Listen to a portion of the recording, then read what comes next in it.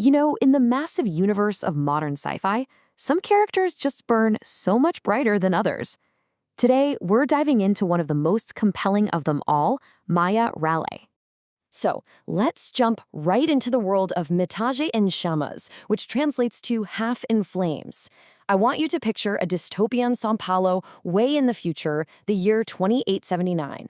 It's a city where these gleaming chrome skyscrapers cast these long, dark shadows over streets that are just teeming with both incredible technology and, well, deep, deep decay. And right at the heart of this whole neon-soaked dystopia is one woman. The mysterious, the dangerous, and honestly, the completely unforgettable Maia Relaisse. She is why we're here. When we first meet Maia, she is a total enigma. She's this seductive but also deeply intimidating figure who kind of just materializes from the city's sprawling, chaotic underworld. And this underworld, Netheria, yeah, that's her turf. It is a world away from the sterile, shiny towers of the zenith, where all the city's elites live, totally cut off from the grit and the grime down below. So her path crashes right into Akiko Akiyama, who's this brilliant doctor from the super-privileged zenith. And their meeting is so much more than just a clash of two different worlds. It is the spark that just ignites this perilous journey, tangling up their destinies forever. Okay, so who is this woman from the underworld? This is where it gets really fascinating because Maia is just a profound set of contradictions. I mean, she is a walking paradox. And we see this duality play out, right, through Akiko's eyes. One minute, Maia has this terrifying aura, a presence that you just know could break anyone's defenses. But then the next, she gives this disarming, enchanting smile, this little flash of unexpected tenderness that just pulls you right in. It's not just her personality either. This paradox is literally written on her skin. Akiko describes her as white and bronze, like ice and fire in the same essence.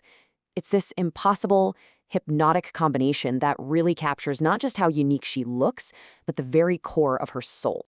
And that right there, that's the key. Beneath this hardened, terrifying exterior is someone who is deeply and surprisingly human. It's in these moments of vulnerability, like when she's hurt or when someone shows her genuine kindness, that's when the walls start to crumble, and we get a peek at the person she's hiding from the world. So this vulnerability, this hidden humanity, it doesn't just come from nowhere, right? It hints at this deep well of pain, a past that's all wrapped up in mystery and just defined by trauma.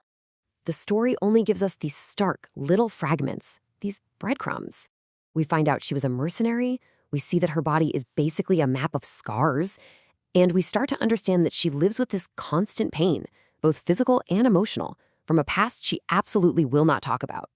And get this, even her closest companion, the android Kiara, only knows bits and pieces.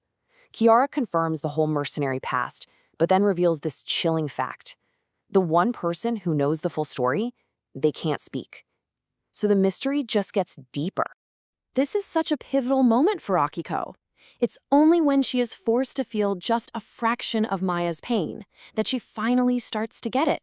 She finally understands the silent, crushing weight that Maia has been carrying this whole time. And it's out of this shared pain, this mutual vulnerability, that an absolutely unbreakable bond starts to form between Maia and Akiko.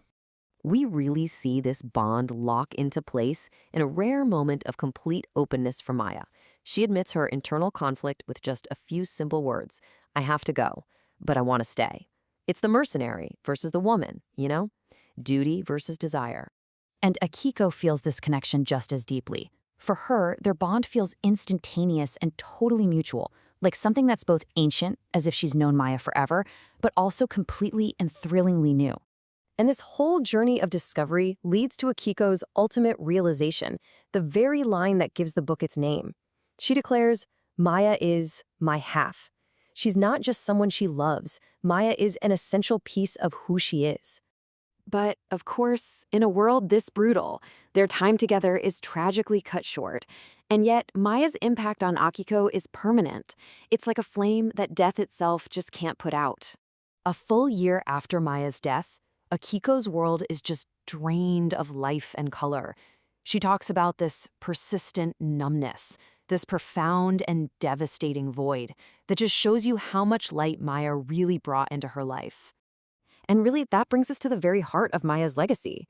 It was just one life, one single brilliant flame in the darkness, but that was enough to completely and irreversibly redefine Akiko's entire world. Which leaves us with one final thought to chew on. How can a single life, one so wrapped up in pain and mystery, so completely redefine the universe for somebody else? That right there is the powerful, indelible legacy of Maia LeBlanc Relaisse.